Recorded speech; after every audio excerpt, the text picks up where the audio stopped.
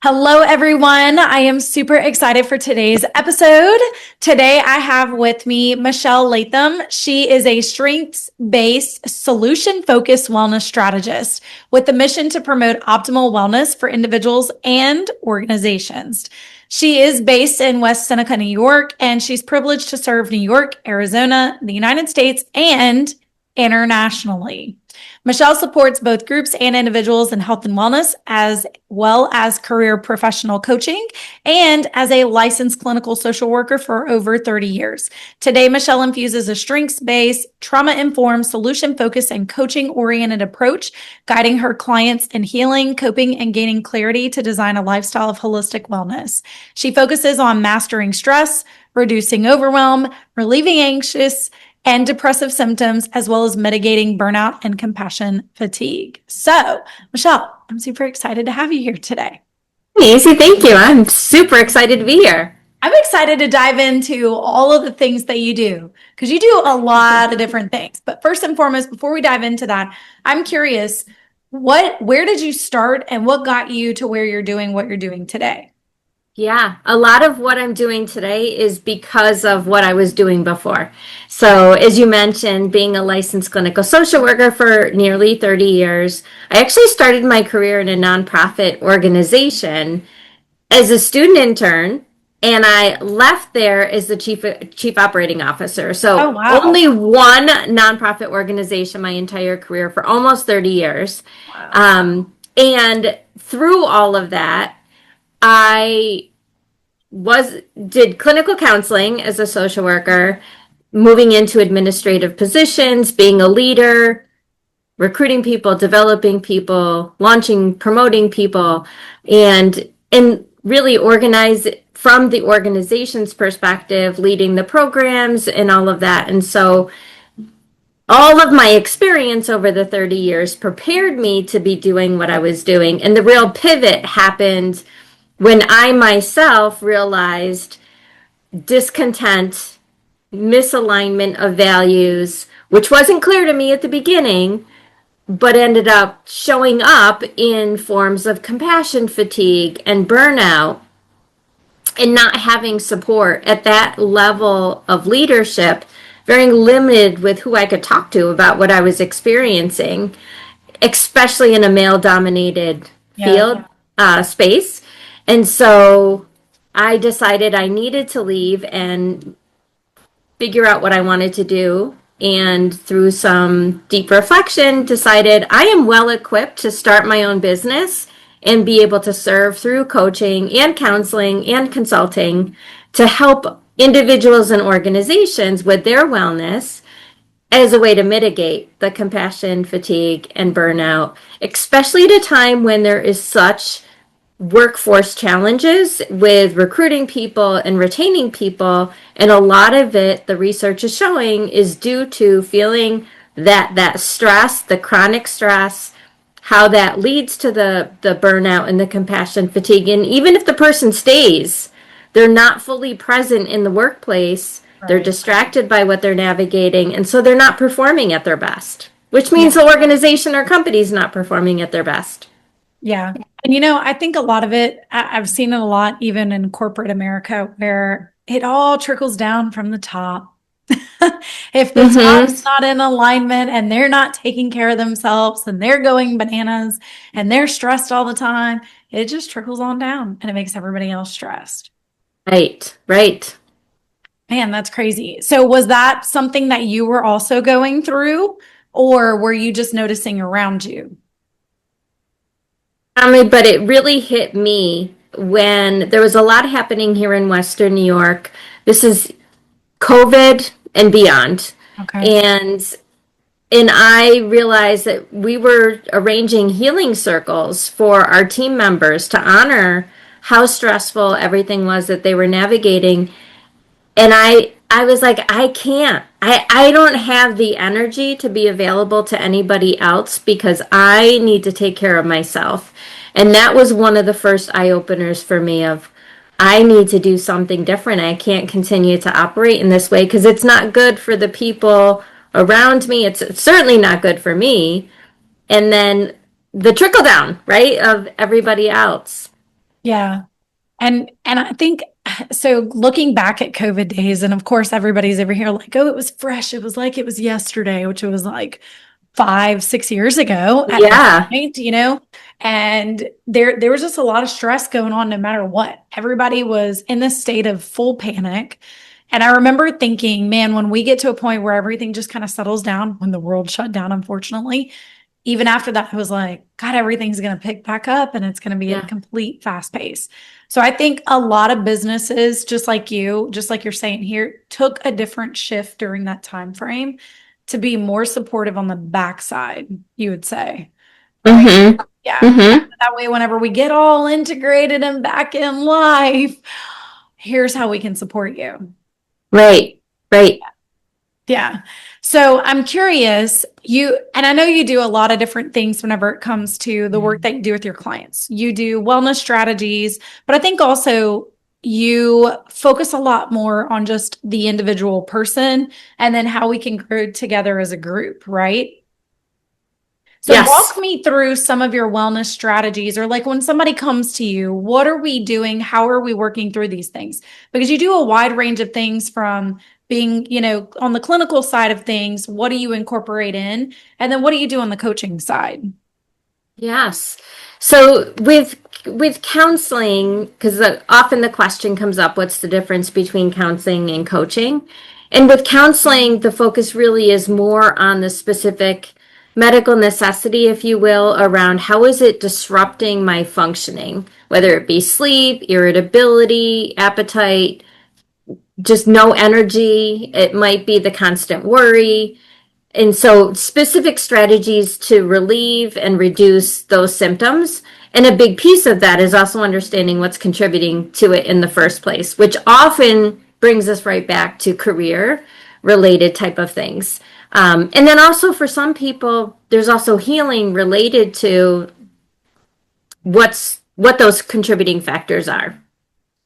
Coaching, on the other hand, is more of the forward look. So it's acknowledging, which is where that trauma informed care piece comes in, of acknowledging how my past has shaped who I am and how I have operated, and celebrating the personal agency that we all have to be able to say, that's not the way I'm going to continue. And I have the ability to change that course. And so with the coaching, I do wellness coaching just in terms of general life gratification, as well as professional and career coaching. And inevitably, what ends up happening in the professional and career coaching is that people are acknowledging how they need to invest in their wellness so they can be more clear about what that direction is, including, do I want to change careers, or do I set boundaries or limits? I like to use the refining my limits and boundaries so that I can honor my wellness and stay on the course until I can get more clear around what that might look like. Sometimes, and alongside of that, oftentimes is building confidence to set and enforce those boundaries or limits. Oftentimes we're refining who our community is.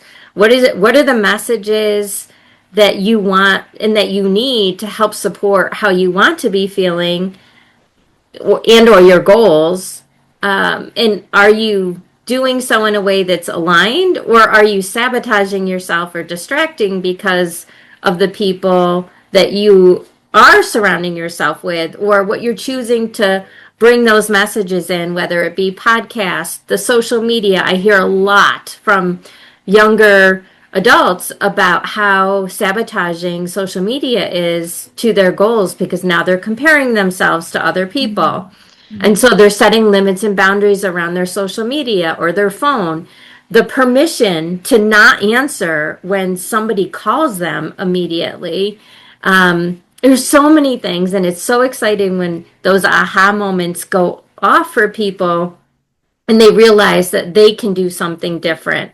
And then when they do invest in their wellness as it relates to their professional or career, they feel more satisfied with what they're doing. They're sometimes changing careers altogether. Maybe they're changing positions. I've had a lot of people who've said, I don't want to be in a leadership position anymore. I want to go back to what I was doing before and doing the more direct work. There's a lot of science and research out there about the workplace, and I forget the percentage of people who would rather not go for a promotion or advance themselves to be in a workplace where their well-being is honored, where the culture is, it's okay to take care of yourself. You should be taking care of yourself. And when they are, they're more present, like they're not absent present, but they're also present while they're at work. Right. And they're more engaged. They want to contribute more. They feel like they're a part of the success of the organization. So it makes such a difference. And then they stay. So there's less payroll costs because there's less turnover. And when people are feeling like their well-being is honored and taken care of, they're not calling in sick. So now they're present. They're less likely to go on disability. And so the healthcare costs go down for the organization. So the optimizing the wellness of the organization happens when we invest in the wellness of the people that are part of our team. Ooh, that's very interesting that you say some people are willing to turn down a promotion for the sake of their own health and well-being. That's crazy. That's crazy for me to sit here and think because and we're going to get into this, but I imagine that brings me to the point of like, I know how I am. I am that go-getter. I am going to fight till I die for something. And especially when I've got something in my mind, like I'm going for it. I'm all in. I have that all or nothing mentality aspect. But that also leads me to sit here and think if I go into that space and it's not going to be productive on my health, I'm burning the candle at both ends. Right. So I'm curious, what are some of the symptoms? We talk about the past. You said you talk about the past and how that relates to where we are today. What are some of those trauma symptoms, whether more subtle or capital T, however we want to look at it? What are some of those trauma symptoms that you see people come to you and where it's relating to the career or their health and wellness altogether? Cognition, self-beliefs. And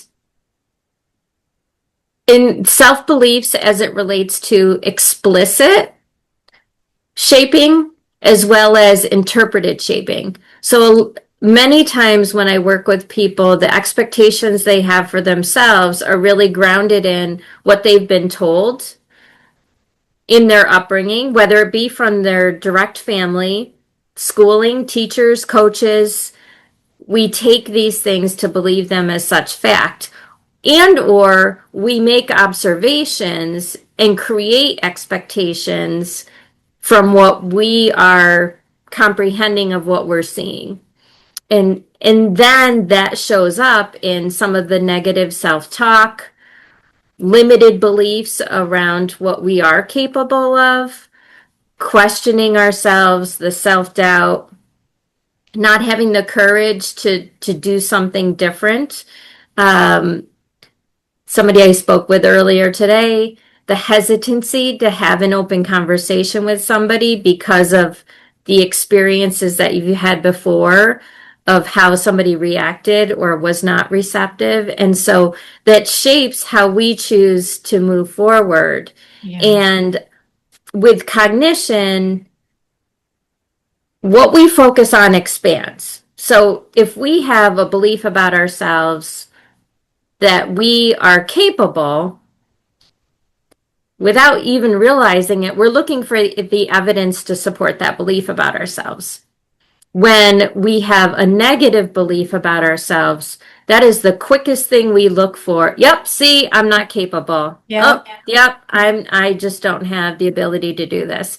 And so it does take intentionality around reshaping our beliefs by being intentional to look for the evidence to support the beliefs that we want to have about ourselves, that deep down we know, but we don't trust.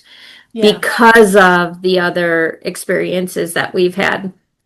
One thing I will say is that anytime somebody starts to work with me, whether it be an individual for coaching or counseling, or an organization where I do workplace wellness consultation, you're inviting grief because when you decide you want something to be different, you need to be ready and willing to let go of the familiar, the predictable, the comfortable. And so alongside of that comes grief for the community. So, for example, if you decided, Maisie, that you were going to make a change and it's for the good, and it means you're refining some things in terms of who you hang out with, when you hang out with them, how much you hang out with them, for whatever purpose, and now they're giving you slack because of it, you're grieving the reality of how genuinely supportive that person is of you. Yeah. And you need to be ready for, like, okay, am I going to revert back to make it easier for them? Or am I going to stay on course with how I want to be feeling? And so, even though it's a good thing, you have to be ready to invite that grief and respond to it. Yeah. Well, I think it's also in that space of grieving different versions of yourself that you Sure. used to be, you know, Yeah. or what you saw in different people. Because I know Yeah. if you're sitting here and you've got, your person that you've worked alongside for years, and this person's like, talking about stirring the pot or talking about whatever. And it's like, I thought you were going to be my supportive person. You supported me through this whole thing. You've heard me battle all these things and now you're turning against me. Right. Yeah. And I Yeah. see that happen a lot. There's a lot of clients that come to me who have been in those types of environments and it's the same thing, or they get in that toxic work environment and it's trash. You start Mhm. looking at people and you're like, God, these people, I don't want to take this position because here's the example of it. Right. Right. Wow. Well, Right. that makes me curious about how did some of these people grow up? If we're talking about, the past inflicting where we are today or influencing where we are today, can you give us some examples of how these people just grew up? What's the common themes that come through? Yeah. And it's all different Yeah. spaces, all different geographies, all different socioeconomic statuses, but it's also related to the experiences that we had growing up. Those people that are part of that history are doing the best with what they can with what they've been given as well. And so they're kind of paying forward what they've done as a way to respond to their own upbringings too. And, something as benign as when I've tried to express myself, it's been difficult for the people that I've been trying to express myself to. And so their response is diversion or humor or something, because really what they're looking to do is ease their own discomfort. And so it's meant not being emotionally available and ready and responsive to that particular person. And so it's a benign, that their Yeah. intent is the same, is to help them feel better, but the unspoken message about that is that it's not okay to be open and talk about what you're Yeah. truly feeling. And so it's situations like that, that it's not, tragic, horrific. It's just these patterns and conditions that Yeah. people have grown up with that has really made it difficult for them to the point that their symptoms are showing up as frequently or as intensely, and not having the strategies that have consistently been effective to manage. Yeah. So it sounds like what you're saying, it could be the person who grew up like being the strong one and always Yeah. having to have a shield, have an armor. As I think we see that a lot in our community as well, just for women mostly, because, in a male dominated society, that's who you're being compared to, and then it's either we're going to skirt the standards to support the woman instead of Right. giving her the same standards across the board. We're going to pay her less. We're going to put all these, different types of pressures on her in this way while we still let the man shine. Right. And And go ahead. Go ahead. And I was just going to say, and when we are in those positions of leadership, the truth of the matter is there's less women in those similar positions for us to consult with and collaborate with. And so we often go it alone Yeah. because we don't have a sense of who we can actually be open and honest with. Yeah. And And that reminds me, so I had a client who was like that. She was in that space and it was easier for her to essentially stay quiet. Like if I stay quiet, nothing happens. I don't get reprimanded. There's no, backlash that comes through. But then, dear God, if she spoke up, she ended up becoming better than her authority and better than the person who was right above her. And I was like, I need you to think beyond them. I need you right, to wear a CEO hat in this right, situation to show that you are more important than the, I guess, bar that this person tries to give you. Does that make right. sense? Right. Yeah. I mean, it's oppression essentially Yeah. because Yeah. if I can keep this person at this level, then I preserve my dominance. But if there's a threat to my dominance, and oftentimes there's insecurity in people in those higher positions that Yeah. need to do whatever they can to preserve that status for themselves. And I think that just goes into the whole, it would be easier to stay quiet or Hmm. easier to not take a promotion, Right. those things. Right. Interesting. So, what's Yeah. the difference in what you've been doing? Do you bring some of your same clinical practices that you did? Do you bring that into your coaching as well today? Oh, the clinicals really in terms of the resolution, the healing, the symptoms management, where I bring coaching into that because oftentimes as we're identifying the contributing factor, it does relate back to the career. And so we can talk coaching in that way. When it comes to coaching, there's a fine line there that this is something a counselor specifically should do Gotcha. with you. So I need to be super vigilant to make sure that I'm not crossing that line. Right. But certainly bringing in what they're learning through their own counseling and how that relates to what we're doing in counseling, is on them to kind of make that connection. But we're not doing any of the healing, resolution kind of work there. Gotcha. So, what about whenever you get organizations that you go work with, like in a group setting? What are you doing to mitigate the burnout, the overwhelm? Are you bringing Oh, team leadership, connections? Tell me some more about that. oh my gosh, thank you. This is like one of my favorite parts of this whole Okay. piece around wellness. Myself, for the people I work with, and for organizations. Going back to the employee presence, engagement, and contribution, nature. So I am a big walker. I love movement, and I do coaching while we're walking for those that who are interested in that, which led me to this whole exploration around the research behind nature and movement and connection as it relates to strategic stress recovery. And so I do workshops called Soul, SOLE support, that really promotes incorporating walking into the workday with somebody else outside in nature. So, by the nature of doing that, as an organization, you're promoting your team members' wellness. You're giving them direction to get outside where they get creativity, I mean, there's so much science behind the value of nature as it relates to our emotional well-being.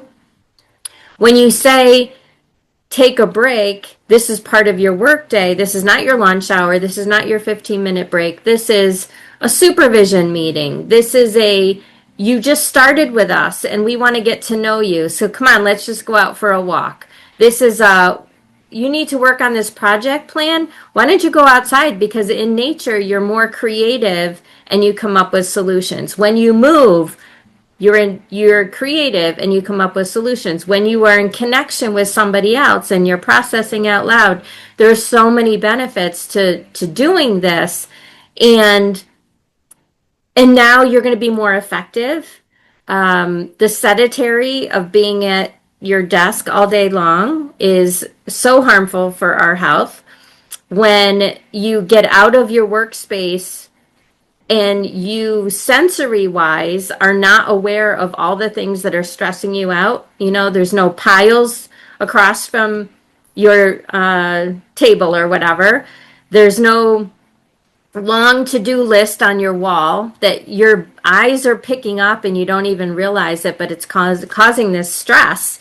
And we both know that if we don't take care of that chronic stress, all the cortisol that's, distributed throughout your body, the health conditions that arise from that, you don't get a chance to recover from stress. There's so much science behind the importance of the stress recovery cycle so that you position yourself to be able to tolerate. But if you're in a chronic state of stress, it's super harmful, and that's what's going to lead to the burnout and the compassion fatigue. So that's one of my favorite things to do, is to really promote. And of course, I build into the workshop, go outside, grab a buddy, come up with ideas around how you can incorporate this into your workspace. And this often is for leaders, so they get to experience firsthand. They see firsthand the reaction from team members. And it's a way for them for they themselves to model this as a way to say, we endorse this because we want you to be well. Yeah. And, I think overall, if I was working for a company that was like, hey, we want you to go outside, we want you to go get creative, because dear God, you sit there and you sit in a cubicle and writer's block, you get writer's block, you're not creative, you're struggling, stumbling on your words. And I do this, and I sit in my office and in my desk. And if I get to a point where I'm like having writer's block in creation, or I'm struggling to write an email, an answer, maybe I'm frustrated about something or whatever, I do the same damn thing. I get up and I go outside. I'm like, I'm just going to step away from it for a minute and then come back to it and have a much better attitude, as well as a different perspective on it. Right. So what would you say to the people who do sit there and they continue to work through their lunch or they work through their breaks? It's such an easy thing to believe that, how can I take a break and allocate time in this other space and get further behind in what I need to do? Experiment, test it out, because you will see that when you actually take that small act of courage, switch up your game, you're going to be more effective, you're going to be more efficient, because you're not just sitting there trying to come up with whatever it is that you want to, think of. Like if you're writing, all of a sudden the ideas are going to flow. You're going to be out there doing your walk, and the ideas are going to flow while you're out there because you're in a space of nature and creativity. And it's not possible for everybody to always go outside, but there is the importance of getting up every hour, do 10 squats, do whatever you can do, walk up and down the stairs or whatever, because you're also then creating a sense of mastery and competence, because you set yourself out for a small goal, you made it happen, and now you're ready to tackle the next thing. So trust so much in the fact that physically we need to take a break, move, and see what's better because of it. So how can we encourage those who are fearful of asking for that kind of support? I would say, if you're not ready to advocate, what will you need to feel ready to advocate? For some people, it's knowledge, or they like the data, the points to be able to speak to. So do your research. The reality is confidence is confidence. You don't have to build your confidence in the arena that you're looking to exert your confidence. You and I have both talked about how much we value the movement and strength training in that perspective. And I always say, when I go to the gym and I push myself as it relates to reps or weights, it's not just about that physical benefit. It's cultivating and toning my mindset that says, wow, I can really push myself beyond what I thought I was capable of. And those small increments of building our confidence prepares us for things beyond what we're even aware of. And then when we reflect back and say, oh my gosh, look at me, I did that. And then you're able to do oh, it's because I did this and this and this. So Yeah. don't give up on it. Just be in tune with yourself to know what will it take for me to be ready to advocate for myself. And until then, I'm not going to let the workplace barrier stop me. I'm going to find ways on my own to build in strategic stress recovery because I'm a priority regardless of where I work, and I need to take care of me. And I think that's so important because, again, yes, it empowers your position, but you're influencing other people in that workplace too. I had a client one time, she was like, well, I can't do anything. I said, shut your door. No, we can't shut the door. And I'm like, shut the damn door.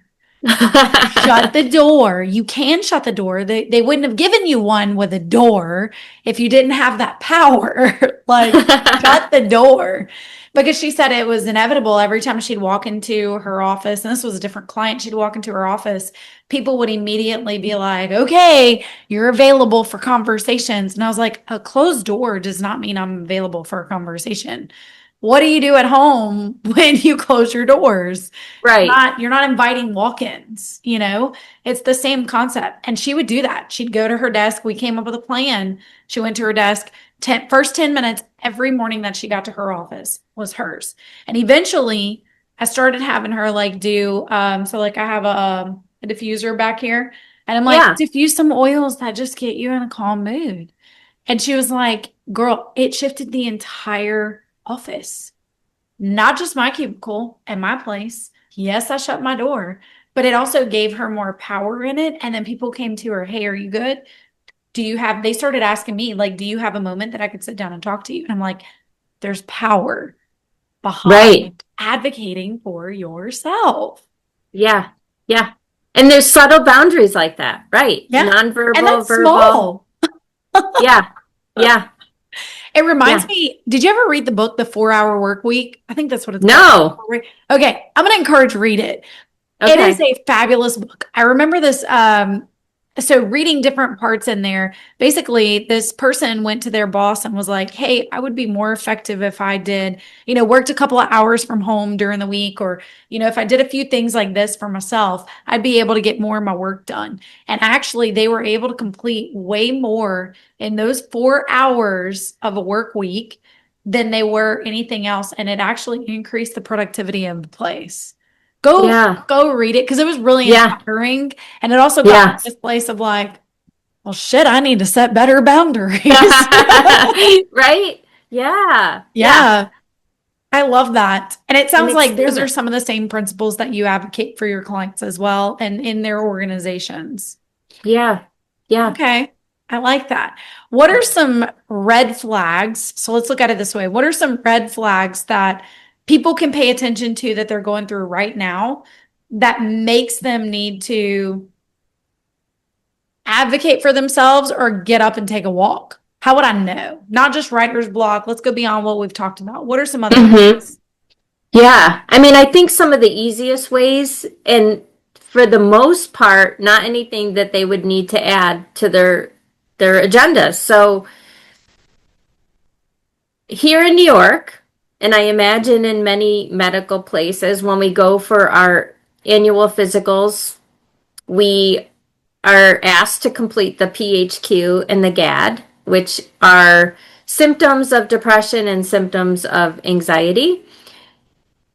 Be honest with ourselves how we fill those out and pay attention to specifically what those are, because it will show up in things like disturbed sleep. It will show up in feeling exhausted, not having energy or motivation for things, difficulty concentrating, irritability and annoyance, worrying about things, feeling bad about ourselves, that shame and guilt. So it's not one thing, it's really a Right. cluster of things. And also, what is this about? And am I noticing it in some spaces more than others? And how am I reacting when I am feeling those things? Because then that becomes a vicious circle of guilt and shame because I was so short and snappy with my kid, and now so it's really taking the time to really reflect for yourself, and how well does this align with the brand you want to have for yourself, and are people experiencing you the way you want them to experience you. And so the first step is just that self-reflection, and then who in your circle do you at this point feel comfortable being your authentic self, where you can be open and honest about these things to process out loud. And also look for external, whether it be a counselor or a coach. Sometimes we have in our places of employment an EAP program, employee assistance program, where we get a few sessions at no charge where we can just process with somebody to gain direction for what do I do with this. But don't ignore it, and don't chalk it up as acute or, incidental. Really give it the value it deserves to look at what might this mean. When we get to a point of that cortisol, our weight gain, and some of, how that plays into our hormones. So we might see that in our annual visits as well in conversation. When we gain weight, now our cholesterol is going to be affected. I mean, there's going to be so many indicators that really take a look at the cluster of things to say, okay, how will I know when I need to do something about this? Like, what am I going to see that's going to be like, really got me in the gut and I can't ignore this anymore? Yeah, I would say that. I like that you mentioned be honest with yourselves, because I think a lot of times that's where we, I guess, fail.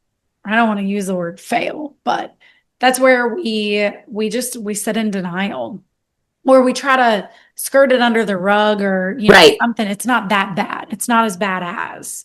And it's not saying that you're bad if you say yes to some of these things, right. You're not a bad Yeah, person. You're not failing. You're not good at your job. I think it also goes into when you're being honest with yourself, you're able to give yourself way more support in areas that you need, and don't be afraid to ask for help. yeah, yeah, And having somebody like you who can support them in that area is way bigger than anything else of, well, I'll just do it on my own. right. Yeah. We do, especially now with the emergence of greater use of AI, Yeah. there's a lot of times, and again, this goes back to how we're shaped and conditioned. For some of us, we might believe that I should be able to handle this on my own. I don't need outside support. I hear this a lot from the men that I work with through counseling and coaching. And I forget where I was going to go with that now. The belief that we need to handle it on our own. And so with AI, a lot of people, like back in the day, it was the self-help books. Then the internet came about and people would go to the internet. Now with AI, and I've heard, ChatGPT is my best friend now. And for some people that guidance may work, but for a lot of people it gets discouraging because they know themselves that it's not just the content, but actually having a human connection to help them expand their perspective. And a lot of times I hear from people that the value of our time together is that you actually listen to me, because you'll tell me something I mentioned four times ago, that you really are caring. Now, I don't know enough about ChatGPT if they're going to say, you told me this before, but that human connection piece, going back to strategic stress recovery, it's more than just the content and a plan. It's sometimes that human connection is necessary. Yeah. And I think also, so I use ChatGPT. That is one of my favorite things. And I forget where I heard it. I think it was on another podcast or something, but they were talking about how I forget the percentage, but it was a very high percentage of people who go to ChatGPT for therapy. They're like Mm, consulting for therapy things. Well, for starters, if you've never used ChatGPT, or even if you have, the very first thing it does is validate you. Okay, cool. But I need you to tell me when I don't need to just be validated. I right, need you to tell right, me, hey, Mace, get out of your head. Like, we need to do this. Stop thinking this. Let's skirt over here. And Chat doesn't do that. But a right, human can listen to their intuition that says, I think you need more support over here. Let's focus on this instead of spiraling. right, right, right. Yeah, And, it's and like that's where all you based come on in. self-report. Yeah, Yes. And there's no that's where challenge. we come in that trauma aspect of also pinpointing where's this coming from. Chat's never going to be sitting here saying, okay, well, tell me about your trauma. Let's talk Right, about your past. Where did this come from? That's not going to be the thing that comes in. But having somebody that you're having that open communication with of like, and that full safe space to right. say, hey, let's get real and raw here. Mm-hmm. Yeah. Yeah, I love that. yeah. Thank you. I am so honored to be part of your podcast series Yes. because, I'm so grateful to have you today and also to be able to showcase more of what you do and what brings you more joy in your business. thank you. So, this has been a great conversation. You guys, Meichele is amazing. I'm going to strongly encourage you connect with her. We're going to drop below all of her social media links, her link tree, everything that you need to be able to connect with her. But Meichele, before we go, what is one phrase that you want to give everybody for somebody who's kind of on the fence right now? What's something that you want to encourage them with to take that next step? I think a very simple phrase, and I mentioned it earlier, what you focus on expands. That can be applied to so many different things. And in this particular case, when you focus on yourself, you're going to expand. And so, really noticing the ways that you're prioritizing yourself and investing in yourself. And then, because of those small acts of courage to do so, just how more gratifying and satisfying you're creating the life that you want to create. And take note of like what other people are noticing about yourself too. Yeah, what are those compliments that people give you that sometimes maybe you backhand and say, yeah, but Yeah. yeah, Look for the evidence. look for the evidence. Oh, I love that. Love that. And I tell that to my clients all the time. Jot down the evidence. What is the There you evidence that go. this is true for you? I love that. Right. Yeah. So, thank you so much for being here. I enjoyed every moment of this. We're definitely going to have Do. to come back, have some more conversations, see how we can support you further in your business. But I would love to take a moment, tell the audience where they can find you, your website, different things like that, and what kind of support that you want to offer them. Thank you. Yes, the easiest thing to do is to go to my website, michellelatham.com, my first name, last name.com. That's where you can get all of my social handles, which Maisie said she'll put in the show notes. And you can contact me there. You can learn all about me there. You can see testimonials. It's the easiest place to go for introductory connection with me. Yes. And she's got a space for you guys to do some consultation. So feel free to take advantage of it. Yeah, Even if you're at that space of, well, I don't know, do I really need this? Do I not? Just go have a conversation. yeah, It never yeah. hurts to have a conversation. Yeah, just book a free consult and at a Yes. time that works for you. Yes. Awesome. Well, thank you, Meichele. Super excited to have you. And we will catch you guys on the flip side.